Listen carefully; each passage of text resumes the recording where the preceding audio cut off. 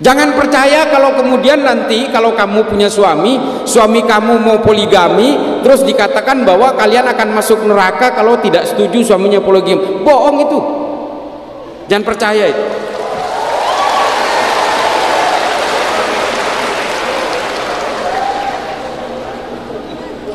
Perempuan punya hak untuk menolak. Kalau kemudian poligami syaratnya itu adil, tentang kalau soal uang gampang dibelahnya. 100 bagi 2 50 gampang. Tapi kalau soal perasaan gimana? Kalau menikah itu udah lebih dari 3 kali. Jujur saya nggak sanggup gitu loh sebagai seorang wanita. Nggak mau lagi juga dimadu. Lalu di kekristenan itu diajarkan menikah itu sekali seumur hidup. Wah, dahsyat nih ajaran. Selamat malam Bapak Ibu, Shalom semuanya. Saya berdoa semua Bapak Ibu dalam keadaan sehat semua pada malam hari ini.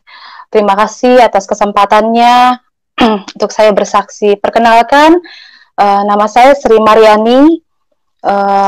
Jadi sebelum jadi seorang pengikut Kristus, saya adalah seorang single parent dengan 3 orang anak.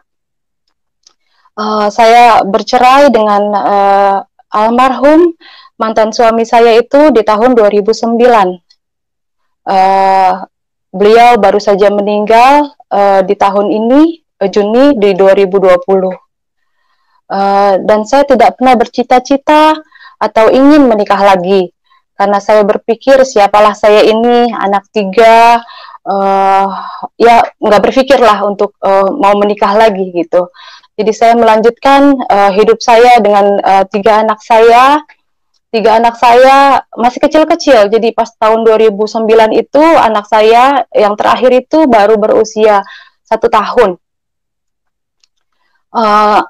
Saya melanjutkan hidup saya bekerja dengan 3 orang anak saya menjadi tulang punggung adik-adik saya. Dan saat itu kakak saya sedang sakit juga. Almarhum ayah saya juga lagi sakit. Tapi tetap saya menjalankan hidup saya dengan single parent. Perlu Bapak Ibu ketahui, saya saya terlahir dari seorang Muslim yang benar-benar taat. Saking saya cintanya kepada Muslim, anak saya yang pertama itu saya kasih nama Muhammad Al-Riansyah. Saya begitu mengagumi Nabi Muhammad. Yang kedua itu saya kasih nama Putri Al-Riansyah, dan yang Putri Riani Rahmadani, dan yang ketiga saya kasih nama Dinda Aryani. Sampai satu hari di bulan Juni 2014 saya berencana untuk pergi umroh. Saya pergi umroh, jadi pas saya mau pergi umroh itu Tuhan izinkan uang saya yang seharusnya saya setor itu kurang gitu. Akhirnya saya pinjam sama teman saya yang seorang Kristen gitu ya. Saya bilang saya mau pergi umroh tapi uangnya kurang gitu. Saya bilang. Lalu gak tahu ya, dia baik banget gitu. Dia langsung kasih gitu, dia transferin. Terus saya bercandain, kamu gak mau jadi Muslim? Aku bilang gitu. Pas saya mau pergi. Lalu dia bilang, kamu pergi.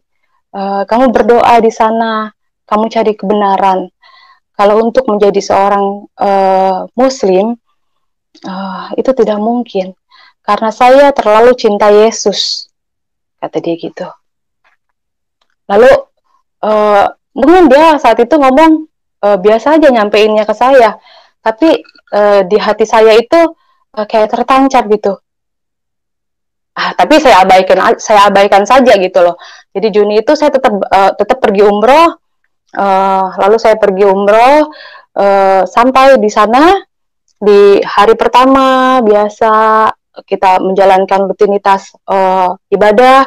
Hari kedua, hari ketiga, dan di hari yang keempat, Bapak Ibu, saya itu hotelnya di Grand Zamzam. Grand Zamzam itu di Mekah. Jadi dia itu connecting dengan Mekah, dengan Ka'bah. Jadi di kamar itu azan, suara pengumuman, itu kedengeran di kamar saya. Jadi selesai saya melakukan tawaf, saya istirahat di kamar. Saya senderan, lalu saya buka jendela sambil melihat orang-orang lagi tawaf. Lalu entah apa, saya juga nggak ngerti itu Roh Kudus atau apa, saya nggak ngerti sama sekali. Tapi nggak kenceng, nggak kecil, tapi jelas. Suara itu seperti, kamu lihat manusia sedang melakukan kesia-siaan, memutar batu hitam. Saya ketakutan kan dengar suara itu.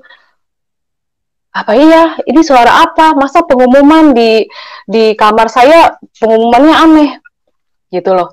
Itu tapi jelas sekali gitu di telinga saya, Bapak Ibu. Saya abaikan, tapi hati saya sudah mulai guncang, sudah mulai galau. Karena saking saya penasarannya, saya turun lagi. Jadi hotelnya itu hotel, terus mall, terus jalan aja sedikit itu Mekah. Saya jalan lagi, saya pergi lagi ke Mekah, saya umroh lagi, saya melakukan tawaf lagi, karena saya penasaran, saya buka, saya singkapkan gitu. Benar memang batu hitam gitu. Terus sepertinya saat itu logika saya, pikiran saya mulai terbuka gitu. Iya ya, ngapain ya saya melakukan hal ini ya? Ngapain ya saya pokoknya berkecamuk saat itu, ngapain ya, emang iya ya Tuhan sampai sesusah ini gitu, sampai nanti kalau teman-teman saya ini aja saya mau pergi aja uang kurang, gimana kalau orang susah yang nggak bisa pergi gitu ya, dia susah dong untuk bertemu dengan Tuhan gitu loh. Itu mulai logika saya di situ berkecamuk gitu, galau, rasa ingin tahu, rasa penasaran. Tapi kan pergi umroh itu 14 hari, itu baru hari keempat. Saya sudah galau, sudah bimbang gitu. Tapi tetap saya melakukan dan menyelesaikannya dengan ya sudah gitu, dengan kegalauan itu. Saya pulang ke Indonesia, saya nggak cerita sama keluarga saya. Saya nggak ngomong sama siapapun, saya simpen sendiri dengan di hati yang terus berkecamuk gitu. Terus saking saya penasaran, saya mesti nanya ke siapa ya. Tapi sekarang kan gampang Bapak Ibu, informasi gampang kita dapatkan di handphone gitu. Lalu saya buka handphone, saya cari di YouTube gitu. Saking saya penasarannya, ada nggak guru besar, Pak Kiai dari Muslim masuk ke Kristen gitu. Saking saya penasarannya. Lalu di YouTube itu yang keluar Bapak Saifuddin Ibrahim. Di situ beliau sedang mengajar, sedang menerangkan bagaimana Muslim, bagaimana Kristen, di situ sedang menjabarkan gitu. Sepertinya saat itu tuh kok keingintahuan saya itu besar sekali. Saya ambil pulpen, saya ambil kertas gitu, saya ikutin gitu perbedaannya. Islam ini, Kristen itu, Yesus itu mengajarkan kasih. Kalau kamu ditampar pipi kanan, kamu kasih pipi kiri. Bergetar hati saya mendengar itu. Merinding rasanya. Ini Yesus ini yang teman saya bilang itu tuh. Terus, maaf di ajaran agama saya yang dulu di Muslim, kalau menikah itu boleh lebih dari 3 kali. Jujur saya nggak sanggup gitu loh sebagai seorang wanita, nggak mau lagi juga dimadu. Lalu di kekristenan itu diajarkan menikah itu sekali seumur hidup. Wah, dahsyat nih ajaran gitu. Di dalam kegalauan itu tetap saya pun mencari tahu di Al-Quran. Ternyata di Al-Quran itu Yesus itu adalah Isa Al-Masih gitu, Nabi Isa. Terus saya tetap menjalankan rutinitas saya dengan kegalauan saya, tapi saya terus mencari tahu tentang siapa Yesus itu gitu loh. Saya belajar, mulai baca Alkitab dengan diam-diam gitu. Saya coba mulai nanya-nanya teman-teman saya yang pengikut Kristus gitu. Lalu saking saya penasarannya, itu berjalan itu Juni, Juli, Agustus. di bulan Juni dan Juli itu, saya bilang sama teman saya, kamu gerejanya di mana? Dia sebutin salah satu gereja, itu saya bilang, gue boleh nggak ikut ke gereja lo? Ngapain lo? Gila lo, kata temen aku gitu. Jangan, nanti keluarga lu bilang apa, nanti disangkanya gue yang doktrin lu gitu. Temen saya ngomong gitu, enggak, ini gue yang mau gitu, gue yang kepengen gitu. Jadi saya mau bilang nggak ada yang mendoktrin saya, nggak ada yang nyuruh saya gitu masuk Kristen, karena keingintahuan saya yang besar sekali tentang si Yesus itu gitu loh, si sosok yang membuat hati saya langsung jatuh cinta gitu. Kok bisa ada orang ditampar pipi kanan suruh ngasih pipi kiri gitu loh. Wah, saya semakin penasaran gitu loh. Semakin saya tahu lagi, banyak hal-hal yang saya bertambah cinta saya gitu sama seorang, sama sosok Yesus ini gitu loh. Lalu pertama kali saya masuk ke gereja seumur hidup saya bingung Bapak Ibu, bingung jujur. Karena di gereja itu pas saya lihat gelap. Terus cewek sama cowok itu nyampur bersatu gitu. Mereka sedang kayak bersuka cita. Lihat di depan itu ada band, ternyata mereka sedang melakukan pujian penyerahan, saya nggak ngerti. Di kiri saya lagi ada yang nangis, ada yang sorak-sorai. Oke, saya ikutin aja. Itu kepala saya pusingnya luar biasa, Bapak Ibu. Nggak tahu kenapa gitu. Karena kan saya terbiasa dengan kalau saya sholat itu hening. Jadi cewek-cewek, cowok-cowok dipisah gitu. Suci, dalam keadaan suci gitu. Nah, terus berikutnya saya minta ikut lagi ke gereja. Lagi saya semakin cinta, saya semakin tahu gitu ya. Terus saya bilang, gue mau dong dibaptis sama teman saya ini. Dan dia pun bilang, gila lu, jangan lu, anak guru besar lu, anak Pak Ustadz minta dibaptis, nggak mau gue. Anak Kori, bapak saya Kori, bapak ibu almarhum. Kori itu guru ngaji. Terus enggak, gue sendiri yang mau, gak apa-apa. Dia nggak mau nolongin saya. Ya udah saya cari sendiri aja, bapak ibu, bener-bener saya cari sendiri.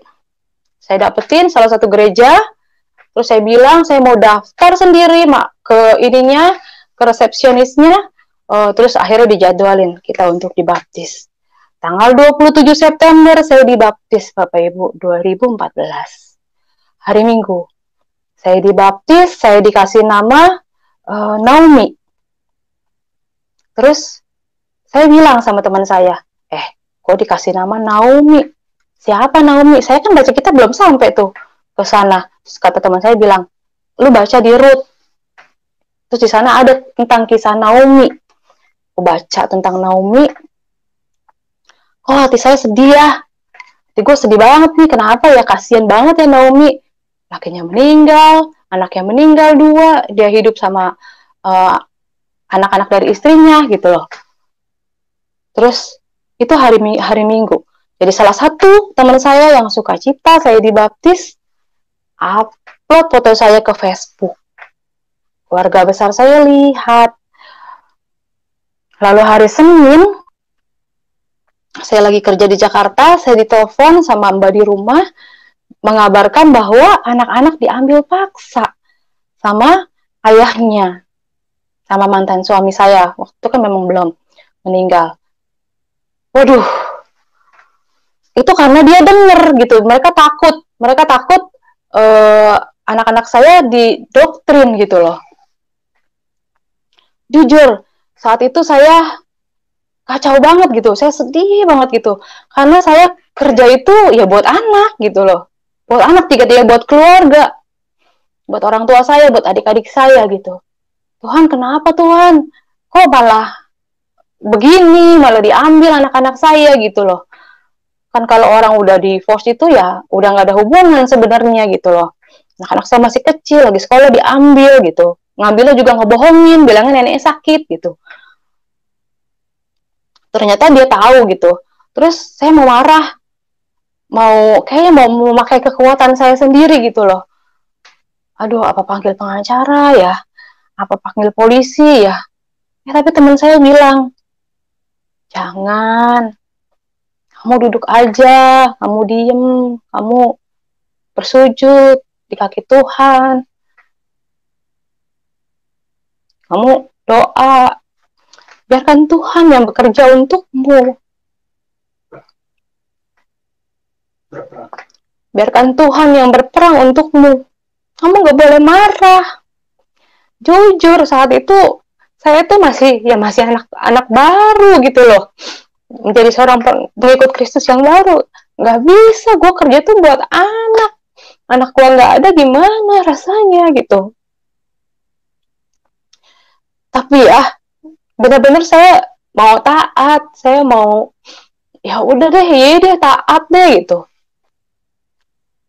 Terus 3 bulan berselang dengan kegalauan, dengan kesedihan yang ada, saya melanjutkan hidup saya tanpa anak-anak saya, nggak ada komunikasi sama sekali.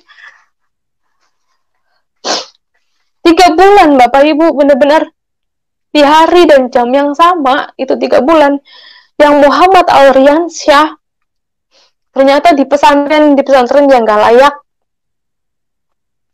dan putri Muhammad Alriansyah itu kabur di hari dan jam yang sama setelah 3 bulan. Itu Muhammad Alriansyah kabur dari pesantren, terus si putri juga, yang anak kedua itu kabur dari rumah mantan suami saya karena katanya dianiaya sama istri dari mantan suami saya itu gitu. Di hari dan jam yang sama Bapak Ibu. Anak kecil saya itu nggak pegang handphone, nggak bisa janjian. Itu kalau bukan Tuhan Yesus yang menunjukkan kekuasaannya, menunjukkan ke Naomi, kamu nggak salah, pilih aku, Naomi ini aku bela kamu saat itu. Aku melihat Tuhan bela saya saat itu, benar-benar. Terus akhirnya saya dihubungin sama adik saya karena memang pesantrennya itu dekat rumah dengan ibu saya, dan si putri itu rumahnya cuma beda 3 rumah dari rumah ibu saya, gitu.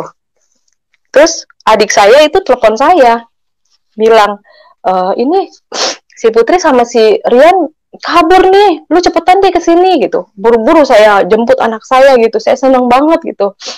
Sampai saya bilang, aduh Tuhan, kenapa ini? Aku bilang, sampai anak ditelantarin kayak gini gitu. Jadi kayak mantan suami tuh cuman kayak mau nyakitin hati saya gitu loh. Saya berpikirnya saat itu, tapi saya ya udahlah, anak-anak udah balik itu kabur. Akhirnya saya melanjutkan hidup saya didik anak-anak saya, benar-benar kita dia ikut saya ibadah, anak-anak saya 3-3-nya. Lalu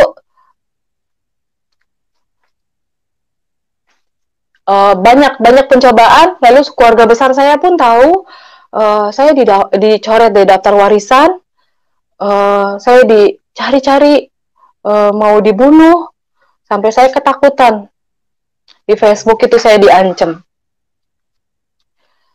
Tapi tetap saya mau taat. Akhirnya saya ya tetap mau taat. Pokoknya Tuhan beri saya kekuatan untuk terus menjadi pengikutmu gitu. Karena nggak ada sedikit pun yang saya lihat dari ajarannya, dari ajaran Kristus, untuk membenci saudara kita gitu loh. Saat saya dizolimi seperti itu, saya baca lagi, Tuhan bilang, ampuni. Kamu harus mengampuni 70 kali 7. Kamu harus mengampuni saudaramu yang menyakitimu. 70 kali 7 itu banyak sekali. Jadi nggak ada kesempatan buat saya marah gitu. Di situ saya yang benar-benar terus, saya semakin yakin gitu. Semakin Tuhan memberikan ujian, semakin saya mau terus maju gitu Bapak Ibu. Terus dengan berjalannya waktu, saya kerja ke Bali sampai satu titik, almarhum ayah saya meninggal. Saya ditelepon sama adik saya, dikabarin, lalu saya pergi, saya pulang, saya cari pesawat yang benar-benar penerbangan pertama. Sampai saya di Jakarta, saya ditelepon sama ibu saya, Neng, maaf, nggak bisa, Neng kesini nggak bisa, nggak boleh, kita udah berembuk, keluarga besar udah memutuskan Nenya ini nggak boleh datang ke sini untuk melihat yang terakhir kali wajah Baba gitu. Saya orang Betawi jadi manggilnya Baba. Padahal ya Bapak Ibu itu hari Senin ya, Bapak saya meninggal. Hari Minggunya itu Bapak saya itu telepon gitu. Nggak tahu, kalau saya tahu mungkin saya pulang saat itu, saya nggak tahu. Dia telepon, dia bilang, "Neng, terima kasih untuk semuanya. Bapak minta apa aja Neng kasih. Terima kasih buat semuanya. Udah ngurusin Baba sampai sekarang." Dia bilang, "Maafin Baba banyak ngerepotin Neng," kata dia. Saya bilang, "Kenapa Baba ngomong kayak gitu? Saya nggak tahu tuh Bapak Ibu. Bapak saya sebenarnya mau meninggal." Saya pulang dari gereja itu hari Senin. Bapak saya telepon. Dan katanya teleponnya juga ngumpet-ngumpet dari ibu saya. Saya bilang, "Ya udah Bu, kalau Yani nggak boleh lihat Baba untuk yang terakhir kalinya, gak apa-apa." Bilang. "Tapi urusin di hari yang terakhir ya Baba, kasih yang terbaik. Urusin pemakaman Baba, benar-benar yang terbaik. Gak apa-apa, ini ikhlas, ini gak ngeliat wajah Baba untuk yang terakhir kalinya." Saya nggak bisa marah Bapak Ibu saat itu, benar-benar saya nggak bisa marah. Tuhan kasih kekuatan buat saya untuk terus mengasihi mereka. Kalau saya pakai kedagingan saya salah apa? Untuk melihat wajah Bapak saya yang terakhir kali, masa saya nggak boleh gitu? Saya bilang, ya udah, akhirnya saya transfer uang, karena kan memang saya tulang punggung keluarga ya Bapak Ibu. Saya transfer uang untuk pemakaman Baba, mereka terima. Tapi saya tetap nggak boleh datang. Ya udah, saya tetap berdoa. Saya pulang ke rumah saya istirahat, saya berdoa. Sudah, terus saya tetap melanjutkan hidup saya tetap bergereja, saya tetap melakukan ibadah saya, sambil bekerja, sambil ngurus anak-anak saya. Saya fokus, saya lagi kerja juga di Bali. Tiba-tiba saya terima telepon lagi dari Mbak di rumah. Jadi kalau saya di Bali itu anak-anak saya tinggal di rumah. Anak saya tiga-tiganya diambil paksa lagi sama mantan suami saya. Dan itu sampai detik ini. Jadi saya pikir diambilnya benar-benar diambil paksa, mereka sampai katanya disyariatin, dikasih air biar mereka lupa sama mamahnya. Anak saat itu telepon, "Ma, Dina mau pulang, Dina nggak mau di sini." Gitu. Sampai saya juga bingung gitu loh, kenapa kok ini dikasih lagi ya Tuhan ya gitu.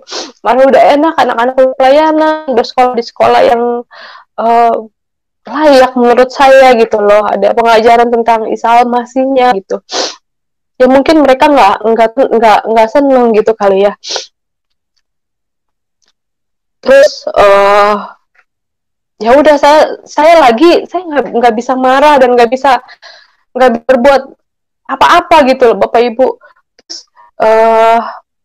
saya pikir kan almarhum ini baru meninggal kemarin ya, Juni 2020. Oh, ayahnya udah meninggal, anak-anak bisa nih ya balik gitu. Saya pikir seperti itu. Tapi lagi Tuhan mengizinkan pencobaan ini ada gitu untuk saya. Jadi ibu kandung saya sendiri yang bilang kalau ayahnya meninggal, jangan harap anak-anak bisa balik ke kamu, kata ibu saya gitu. Itu yang menyampaikan mantan istrinya untuk saya ketemu untuk merayakan hari ulang tahun anak saya, Muhammad Alriansa. Itu pun saya datang cuma 5 menit ke pesantrennya. Terus sampai ada satu hari saya mau cerita, saya ada kesempatan bertemu untuk Dinda, anak saya itu. Dia bercerita, dia bilang, mama, nenek waktu itu ke Pak Ustadz, Pak Kiai. Dia bilang, ngapain dah? Aku bilang, iya, mau doain mama biar mama masuk ke Islam lagi. tahu nggak mah, Pak Ustadznya kan nanya mana foto mama, terus nenek kasih lihat foto mama, terus diliatin kan fotonya, lalu Pak Ustadznya bilang ke ibu saya, dia bilang anak ibu udah nggak bisa didoain, nih ibu lihat di dahinya ada salib, dan itu yang melihat bukan ibu saya aja, di situ ada anak saya Dinda, lalu ada kalau orang Betawi bilang encing ya, encing saya juga lihat gitu, 4 orang yang lihat. Dinda cerita, saya yakin banget Tuhan memang jaga gitu, jaga saya dan melindungi saya sampai sampai segitunya gitu.